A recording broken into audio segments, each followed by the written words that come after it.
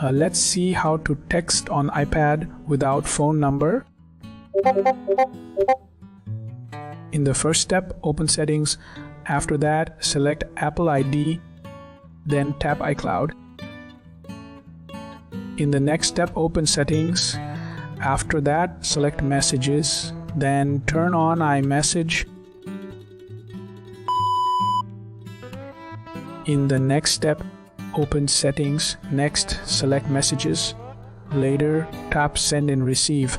After that, pick an email for chatting. Off. In the next step, open Settings. Later, select FaceTime. Now, turn on FaceTime. After that, pick an email for calling. In the next step, launch Messages app. Next, begin a new chat. Then send messages using email. You are good to go.